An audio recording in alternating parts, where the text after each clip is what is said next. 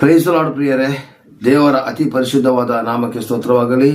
ಯೇಸು ಕ್ರಿಸ್ತನ ಅಭಿಷೇಕವುಳ್ಳ ನಾಮದಲ್ಲಿ ಪವಿತ್ರ ಆತ್ಮರ ಸಹಾಯದಿಂದ ಪರ್ವತ ಪ್ರಸಂಗದ ಕೊನೆಯ ಭಾಗ ಅಂದರೆ 54ನೇ ಭಾಗಕ್ಕೆ ಬರ್ತಾ ಇದ್ದೀವಿ. ಇಲ್ಲಿಯವರೆಗೆ ನೋಡಿರತಕ್ಕಂಥ ವ್ಯಕ್ತಿಗಳು, ಕಾಮೆಂಟ್ಗಳನ್ನು ಮಾಡಿರ್ತಕ್ಕಂಥ ವ್ಯಕ್ತಿಗಳು ವಾಟ್ಸಾಪ್ನ ಮೂಲಕ, ಫೇಸ್ಬುಕ್ನ ಮೂಲಕ ಮತ್ತು ಯೂಟ್ಯೂಬ್ನ ಮೂಲಕ ನೋಡಿ ಫೋನ್ ಮಾಡಿ ನಮಗೆ ಕರೆಯನ್ನು ತಿಳಿಸಿ ಪ್ರೋತ್ಸಾಹ ಪಡಿಸಿರ್ತಕ್ಕಂಥ ವ್ಯಕ್ತಿಗಳಿಗಾಗಿ ನಾನು ಸ್ತೋತ್ರ ಮಾಡ್ತೇನೆ. ಹಾಗೇನೆ ನೋಡದೇ ಇರತಕ್ಕಂಥ ಜನಗಳು ದಯವಿಟ್ಟು ಇದನ್ನ ನೋಡಿ ಅಂತ ನಾನು ನಿಮ್ಮನ್ನ ಕೇಳ್ತೀನಿ. ಮತ್ತೆ ನೋಡಿದಂಥ ವ್ಯಕ್ತಿಗಳು ದಯವಿಟ್ಟು ಲೈಕ್ ಕಮೆಂಟ್ ಅನ್ನು ಕೊಡೋದನ್ನ ಮರಿಬೇಡಿ. ಯಾಕೆಂದ್ರೆ ಮತ್ತಾಯದ ಒಂದು ಬೈಬಲ್ ಅಧ್ಯಯನ ನಾವು ಮಾಡುವಾಗ ಪರ್ವತ ಪ್ರಸಂಗ ಭಾಗ ಇವತ್ತಿಗೆ ಮುಕ್ತಾಯ ಆಯಿತು. ಆದರೆ ಇನ್ನು ಮುಂದಕ್ಕೆ ನಾವು ಹೋಗುವಾಗ ನಿಮ್ಮ ಲೈಕ್ ಕಮಿಟಿಗಳ ಪ್ರೋತ್ಸಾಹ ನಮಗಿರಲಿ ಪ್ರಿಯರೇ. ವಾಟ್ಸಪ್ ಗ್ರೂಪ್ನ ಮೂಲಕ ಸಹಕಾರ ಕೊಟ್ಟಿರ್ತಕ್ಕಂಥ ಜನಗಳಿಗೆ, ಫೇಸ್ಬುಕ್ನ ಮೂಲಕ ಸಹಕಾರ ಕೊಟ್ಟಿರ್ತಕ್ಕಂಥ ಜನಗಳಿಗೆ ಮತ್ತು ಯೂಟ್ಯೂಬ್ನ ಮೂಲಕ ನೋಡಿರ್ತಕ್ಕಂಥ ಜನಗಳಿಗೆ ಯೇಸು ಕ್ರಿಸ್ತನ ನಾಮದಲ್ಲಿ ವಂದನೆಯನ್ನು ಸಲ್ಲಿಸ್ತೇನೆ. ಹಾಗೂ ಸಾಧ್ಯವಾದಷ್ಟು ಶೇರ್ ಮತ್ತು ಕಮೆಂಟ್ಗಳನ್ನ ಮಾಡೋದ್ರ ಮೂಲಕ ದೇವರ ನಾಮನ ಮಹಿಮೆಪಡಿಸಿ ಪ್ರಿಯರೇ. ಹಾಗೇನೆ ಇನ್ನೊಂದು ರಿಕ್ವೆಸ್ಟ್ ಇದ್ದಾರೆ. ಮತ್ತಾಯನ ಬರೆದ ಸುವಾರ್ತೆ 5, 6, 7ನೇ ಅಧ್ಯಾಯದ ಪ್ರಥಮ ಭಾಗದಿಂದ ಹಿಡಿದು ಕೊನೆಯ 54ನೇ ಭಾಗದವರೆಗೂ ನೀವೆಲ್ಲರೂ ಪುನಃ ಇನ್ನೊಂದ್ಸಲ ನೋಡಬೇಕಾಗಿ ನಾನು ನಿಮ್ಮನ್ನ ವಿನಂತಿಸಿಕೊಳ್ಳುತ್ತೇನೆ ಪ್ರಿಯರೇ. ಯಾಕಂದ್ರೆ ಇದು ಒಂದೊಂದು ವಚನಕ್ಕೂ ಇರತಕ್ಕಂಥ ಗೂಢಾರ್ಥಗಳನ್ನ ಸಾಧ್ಯವಾದಷ್ಟರ ಮಟ್ಟಿಗೆ ತಿಳಿಸಿದ್ದೀನಿ. ದೇವರು ನಿಮ್ಮನ್ನ ಆಶ್ರಿತ ಮಾಡಲಿ. ಈಗ ನಾವು ಪರ್ವತ ಪ್ರಸಂಗದ 54ನೇ ಭಾಗ ಅಂದ್ರೆ ಕೊನೆಯ ಭಾಗಕ್ಕೆ ಹೋಗ್ತಾ ಇದ್ದೀವಿ.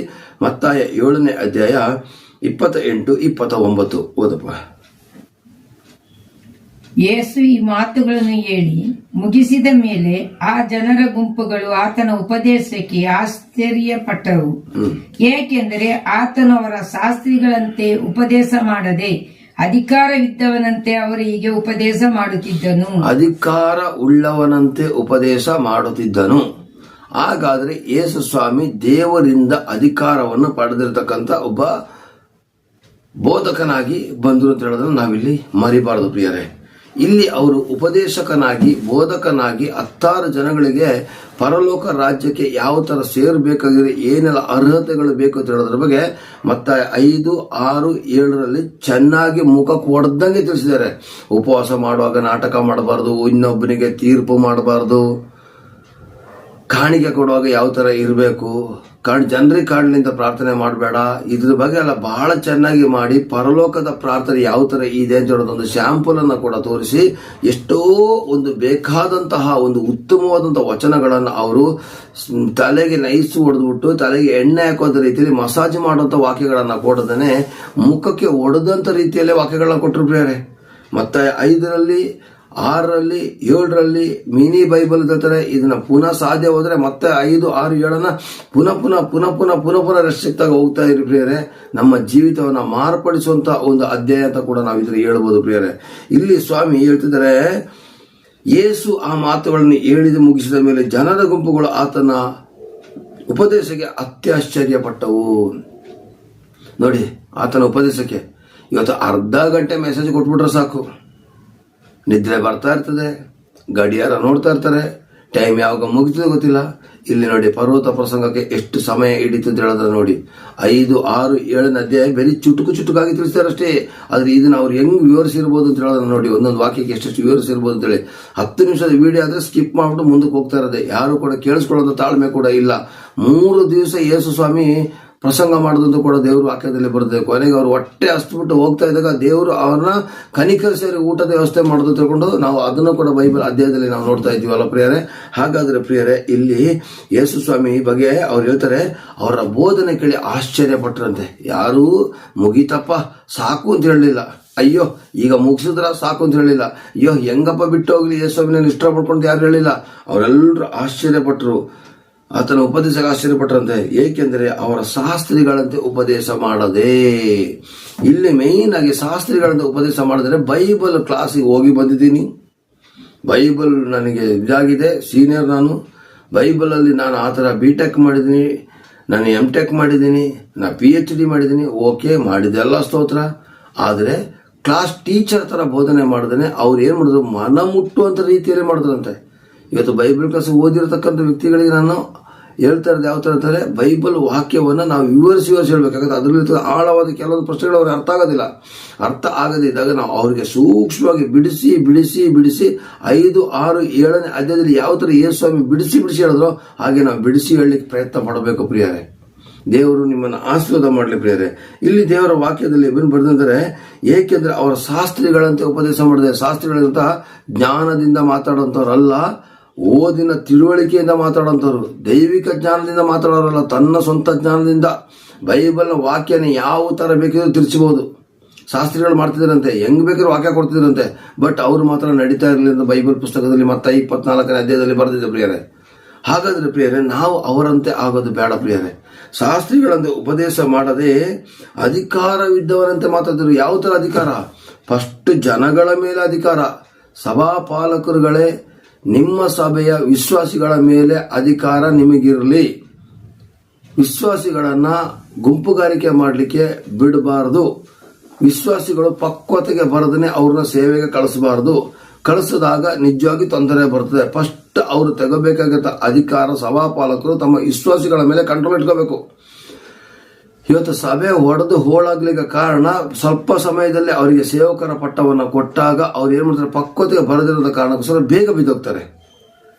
ಅದೇ ಅವರನ್ನ ಫುಲ್ ರೆಡಿ ಮಾಡಿ ನಂತರ ಯುದ್ಧದ ತರಬೇತಿ ಕೊಟ್ಟು ಅವನಿಗೆ ಬಿಲ್ಲು ಬಾಣ ಹಿಡಿಲಿಕ್ಕೆ ಗೊತ್ತಿಲ್ಲ, ಬಂದೂಕು ಹಿಡಿಯೋಕೆ ಗೊತ್ತಿಲ್ಲ, ಅಂಥವ್ರನ್ನ ಯುದ್ಧ ಮೇಲೆ ಅವ್ನು ಸತ್ತೇ ಬರ್ತಾನೆ. ಹಾಗೇನೆ ಆ ವ್ಯಕ್ತಿಯ ಸೇವೆ ಡಮಾರ್ ಆಗ್ತದೆ, ದಡುಮ್ಮನೆ ಕಳ್ಕೊಂಡು ಬಿತ್ತು ಅಂತಕೊಂಡು ಆಗ ನಿನ್ನೆ ಸಂಚಾರಕ್ಕೆ ಹೇಳಿದೆ ಅಲ್ವಾ, ಅದೇ ತರದಲ್ಲಿ ಅವರು ಕೂಡ ದಡುಮ್ಮನೆ ಕಳ್ಕೊಂಡು ಬಿದ್ದು ಬಿಡ್ತಾರೆ. ಅದಕ್ಕೋಸ್ಕರ ಅವ್ರ ಪಕ್ವತೆಗೆ ಬರದನೆ ಯಾರನ್ನ ಸೇವಕರಾಗಿ ಮಾಡೋದು ಬೇಡ. ಇವತ್ತು ಬಂದವನು ಕೂಡ ಸುವಾರ್ತಿಕ ಆಗ್ಬೋದು, ಇಲ್ಲಿ ಕೇಳಿದಂಥ ವಚನಗಳ ಪ್ರಕಾರ ಸುವಾರ್ತೆ ಸಾರ್ಬೋದು, ಆದರೆ ಸೇವಕನೇ ಆಗಬೇಕು ಅಂತ ಆಟ ಮಾಡಿದಾಗ ದಯವಿಟ್ಟು ನೋಡಿ, ಅವರ ಹಣವನ್ನು ನೋಡಿ ಸೇವೆ ಕೊಡಬೇಡಿ, ಅವರ ಎಜುಕೇಶನ್ ನೋಡಿ ಸೇವೆ ಕೊಡಬೇಡಿ, ಅವರ ಬೈಬಲ್ ಕ್ಲಾಸ್ ಆಗಿದೆ ತಗೊಂಡು ಅವ್ರ ಮೇಲೆ ಸೇವೆ ಕೊಡಬೇಡಿ. ಅವರು ಕರ್ತನಲ್ಲಿ ಇದ್ದಾರಂತ ನೋಡಿ ಮಾಡಿ ಅವರ ಮೇಲೆ ಅಧಿಕಾರದಿಂದ ನಾವು ಸೇವೆ ಕೊಡಬೇಕು. ಇಲ್ಲಿ ಯೇಸು ಸ್ವಾಮಿನೂ ಕೂಡ ಜನಗಳ ಮೇಲೆ ಅಧಿಕಾರ ಇದ್ದವನಂತೆ ಮಾತಾಡಿದ್ರಂತೆ. ಎರಡನೇದು, ಸೈತಾನನ ಶಕ್ತಿಗಳ ಮೇಲೆ ಅಧಿಕಾರ ಇಟ್ಟು ಮಾತಾಡಿದವರು.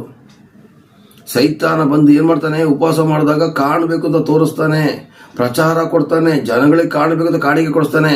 ಆದ್ರೆ ಅಂತ ಸೈತಾನನ ಕಾರ್ಯಗಳ ಅಡಗಿಸಿ ನೀವು ಅಂತರಂಗದಲ್ಲಿ ಮಾಡುವಂಥದ್ದು ಬಹಿರಂಗವಾಗಿ ದೇವರು ಬಹುಮಾನ ಕೊಡ್ತೀನಿ ಅಂತ ಹೇಳಿದ್ದಾರೆ ಪ್ರಿಯರೇ. Praise Lord. ಹಾಗಾದ್ರೆ ಪ್ರಿಯರೇ, ಈ ಅಧಿಕಾರ ಯಾವ ತರ ಇರ್ತದೆ, ನಾವು ಟೀಚ್ ಮಾಡುವಾಗ ನಾವು ನೈಸ್ ಹೊಡೆಯುವಂತ ಮಾತು, ಮಸಾಜ್ ಮಾಡುವಂತ ಮಾತು, ಪೂಸಿ ಹೊಡೆಯುವಂತ ಮಾತು, ಅಯ್ಯೋ ಅವ್ರು ಎಲ್ಲಿ ನೊಂದ್ಕೊಬಿಡ್ತಾರೆ ಅಂತ ಹೇಳುವಂತ ಮಾತುಗಳು ಆಡಬಾರ್ದು. ಸಭೆಗೆ ಕೊಡುವಾಗ ಪರ್ಪಸ್ ಆಗಿ ಒಬ್ಬ ವ್ಯಕ್ತಿಗೆ ಚುಚ್ಚಿದಂಗೆ ಕೊಡಬಾರ್ದು, ಅದಂತೂ ನಿಜ. ಒಬ್ಬ ವ್ಯಕ್ತಿ ಚುಚ್ಚಿದಂಗೆ ಬೇಕಂತ ಕೊಡಬಾರ್ದು. ಆದರೆ ನಿಮಗೆ ಪವಿತ್ರಾತ್ಮ ಏನ್ ತಿಳಿಸುತ್ತಾರೋ ಆ ವಾಕ್ಯನ ಬರ್ಕೊಂಡು ಹೋಗಿ ಅದನ್ನ ಕಲಿತು ಧ್ಯಾನ ಮಾಡಿ ನಂತರ ನಾವು ಸಭೆಗೆ ಕೊಡುವಾಗ ದೇವರು ತಾನೇ ಕಾರ್ಯ ಮಾಡ್ತಾರೆ ಪ್ರಿಯರೇ. ದೇವರು ತಾನೇ ಕಾರ್ಯ ಮಾಡ್ತಾರೆ. ಉಪದೇಶದಿಂದ ಏನಾಗ್ತಾ ಗೊತ್ತಾ, ಜನಗಳು ಬದಲಾವಣೆ ಆಗ್ತಾರೆ. ಜನಗಳು ಬದಲಾವಣೆಗೆ ಅವರು ಶಿಷ್ಯರಾಗ್ತಾರೆ. ಶಿಷ್ಯತೆಗೆ ಬಂದ ಮೇಲೆ ಅವರು ಕೂಡ ಸಭೆನ ಕಟ್ಟಬಹುದು, ದೆವ್ವಗಳನ್ನ ಓಡಿಸಬಹುದು, ರೋಗಿಗಳನ್ನ ಗುಣಪಡಿಸಬಹುದು.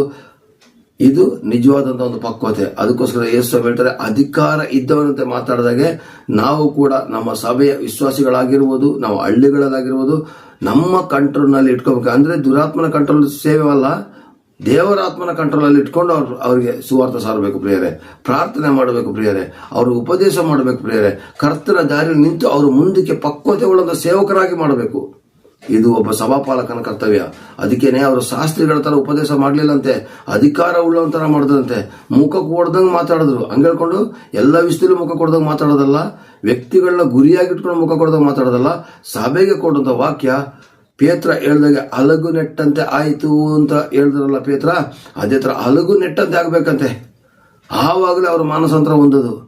120 ಜನ ಇದ್ದವರು ಒಂದೇ ದಿವಸಕ್ಕೆ 3000 ಜನ ಆದ್ರೆ ಅದರ ಅರ್ಥ ಏನು? ಅವನ ಪ್ರಸಂಗ ಹಂಗಿತ್ತು. ಇವತ್ತು 30 ಜನ ಕರ್ಕೊಬರ್ಬೇಕಂದ್ರೆ ಸರ್ಕಸ್ ಮಾಡಬೇಕಾಗ್ತದೆ. ಒಂದು ಆತ್ಮ ಕರ್ಕೊಬರ್ಬೇಕು, ಸರ್ಕಸ್ ಮಾಡ್ಬೇಕಾಗ್ತದೆ. ಉಪದೇಶ ಸ್ಟ್ರಾಂಗ್ ಆಗಿರ್ಲಿ, ಬದಲಾವಣೆ ಮಾಡುವಂತವ್ರು ಬದಲಾವಣೆ ಮಾಡಿಕೊಳ್ಳಲಿ, ಬಿಡುವಂತವ್ರು ಬಿಡ್ಲಿ. ಕೊನೆಯ ಕಾಲ ಬರ್ತಾ ಇದೆ ಪ್ರಿಯರೇ. ಈಗ ಇರಾನ್ ಯುದ್ಧಗಳನ್ನ ನೋಡಿ, ಇಸ್ರೇಲ್ ಯುದ್ಧಗಳನ್ನ ನೋಡಿ, ಬೈಬಲ್ ವಚನದ ಪ್ರಕಾರ ರಷ್ಯಾ ಉಕ್ರೇನ್ ಅಲ್ಲಿ ಗಾಜಾ ಪಟ್ಟಣ ಸಂಪೂರ್ಣ ನಾಶ ಆಗ್ತದೆ ಬರೆದಿರೋ ಅದು ಬೈಬಲ್ ಅಲ್ಲಿ ಇದೆ. ಹಾಗಾದ್ರೆ ಮುಂದಕ್ಕೆ ಆಗುವಂತಹ ಒಂದು ಪ್ರವಾದನೆಗಳನ್ನ ಕೂಡ ಆ ಒಂದು ಬೈಬಲ್ ಅಲ್ಲಿ ಬರೆದಿರ್ಬೇಕಾದ್ರೆ ಪ್ರಿಯರೇ, ಇದು ನಾವು ಕೊನೆಯ ಕಾಲ, ಕೊನೆಯ ಮಟ್ಟದಲ್ಲಿ ಇದ್ದೀವಿ. ನಾವು ಯಾರಿಗೂ ಕೂಡ ಆ ಒಂದು ನೋವಾಗುತ್ತೆ ಅಂತ ಹೇಳಿದ ರೀತಿಯಲ್ಲಿ ಇರದೇನೆ, ಸುವಾರ್ಥಿಕರೇ ನೀವು ಕೊಡುವಂತ ವಚನವನ್ನ ಕರೆಕ್ಟ್ ಆಗಿ ಕೊಡಿ. ತಿದ್ದುವಂತ ರೀತಿ ಬಂದಾಗ ಪ್ರೀತಿಯಿಂದ ತಿದ್ದಿ, ದಾರಿಗೆ ಬರಲಿ ಅಂತ ಗದರಿಕೆಯಿಂದ ತಿದ್ದಿ, ಆದ್ರೂ ಅವ್ರನ್ನ ಕೈ ಬಿಡಬಾರದು, ಕೈನ ಬಿಡಬಾರದು. ನಾವು ಅಧಿಕಾರದಿಂದ ಪ್ರಾರ್ಥಿಸಬೇಕು. ಮೊದಲನೇದಾಗಿ ನಾವು ಅಧಿಕಾರದಿಂದ ಸೈತಾನನ ಮೇಲೆ ಅಧಿಕಾರ ತೆಗೆದುಕೊಂಡು ದೇವರಲ್ಲಿ ಪ್ರಾರ್ಥನೆ ಮಾಡಬೇಕು. ಸೈತಾನನ ಕಾರ್ಯಗಳ ಮೇಲೆ ಅಧಿಕಾರ ತಗೋಬೇಕು. ಹಾಗೆ ಸಭೆಯಲ್ಲಿ ಇರತಕ್ಕಂಥ ವಿಶ್ವಾಸಿಗಳ ಮೇಲೆ ದೈವಿಕ ರೀತಿಯಲ್ಲಿ ಅಧಿಕಾರ ತೆಗೆದುಕೋಬೇಕು, ಲೋಕದ ರೀತಿಯಲ್ಲ. ತನ್ನ ಮನೆ ಕೆಲಸ ಮಾಡಿಸ್ಕೊಳ್ಳೋದು, ಸ್ವಂತ ಉದ್ಯೋಗಕ್ಕೆ ಬಳಸ್ಕೊಳ್ಳೋದು ವಿಶ್ವಾಸಿಗಳನ್ನ, ಅದೆಲ್ಲ ಮಾಡಕ್ ಹೋಗ್ಬಾರ್ದು. ಸಾಲ ಪಡ್ಕೊಳ್ಳೋದು ಇದೆಲ್ಲ ಮಾಡಕ್ ಹೋಗ್ಬಾರ್ದು. ದೈವಿಕ ರೀತಿಯಲ್ಲಿ ಅಧಿಕಾರ ತೆಗೆದುಕೊಂಡು ಅವರ ಕೈಯಿಂದಲೂ ಇನ್ನೊಂದು ಸಭೆ ಆಗುವಂತೆ ಮಾಡಿ ದೇವರ ರಾಜ್ಯನ ಮಹಿಂಪಡಿಸಬೇಕು ಪ್ರಿಯರೇ. ಹಾಗಾದ್ರೆ ಶಾಸ್ತ್ರಿಗಳ ರೀತಿಯಾದ ಉಪದೇಶ ಬೇಡ, ನಾಟಕದ ಉಪದೇಶಗಳು ಬೇಡ, ಇನ್ನೊಬ್ಬರಿಗೆ ನೋವಾಗೋದು ಉಪದೇಶ ಬೇಡ. ನಿಮಗೆ ಏನು ಕಣ್ಣಿಗೆ ಕಾಣ್ತೋ ಅದನ್ನ ಪರಲೋಕದ ಅಧಿಕಾರ ಪಡೆದ ಪ್ರಕಾರ ನಾವು ವಚನವನ್ನು ಕೊಟ್ಟು ದೇವರ ರಾಜ್ಯನ ಮಹಿಂಪಡಿಸಬೇಕು ಪ್ರಿಯರೇ. ಇಲ್ಲಿ ಅಧಿಕಾರವಿದ್ದವನಂತೆ ಮಾತನಾಡದ ಉಪದೇಶ ಮಾಡುತ್ತಿದ್ದರೆ ಈ 5, 6, 7ನೇ ಅಧ್ಯಾಯ ಉಪದೇಶದ ಭಾಗ ಇದು ಕೊನೆಯ ಭಾಗ ಆಗಿದೆ. ಇಲ್ಲಿವರೆಗೆ ನೋಡಿ ಸಹಕರಿಸಿದಂತ ನಿಮ್ಮೆಲ್ಲರೂ ಕೂಡ ನಾನು ಯೇಸು ಕ್ರಿಸ್ತನ ನಾಮದಲ್ಲಿ ಆಶೀರ್ವದಿಸುತ್ತೇನೆ. ಹಾಗೆ ನನ್ನ ಸೇವೆ ಕೂಡ ಆಶೀರ್ವಾದ ಮಾಡಿ ದೇವರು ನಿಮ್ಮನ್ನ ಕೃಪೆಯಿಂದ ನಡೆಸಲಿ, ಬಲದಿಂದ ನಡೆಸಲಿ. ಆಮೇನ್, ಆಮೇನ್, ಆಮೇನ್.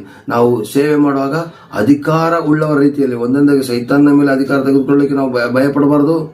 ಎರಡನೇದಾಗಿ ಅಲ್ಲಿರ್ತಕ್ಕಂಥ ವ್ಯಕ್ತಿಗಳು ಸೈತಾನನ ಕಾರ್ಯಗಳನ್ನ ಮಾಡ್ತಾ ಇದ್ದಾಗ ಅವ್ರನ್ನ ಪ್ರೀತಿಯಿಂದ ಗದರಿಸಿ ಅಧಿಕಾರ ತೆಗೆದುಕೊಂಡು ಕರ್ತನ ಸನ್ನಿಧಾನ ನಡೆಸಬೇಕು. ಮೂರನೇದಾಗಿ ನನ್ನ ಮೇಲೆ ನಾನು ಅಧಿಕಾರ ತಗೋಬೇಕು, ಯಾಕಂತ ಪ್ರಸಂಗ ಮಾಡೋದು ನಾನು ಕರೆಕ್ಟ್ ಆಗಿರ್ಬೇಕು.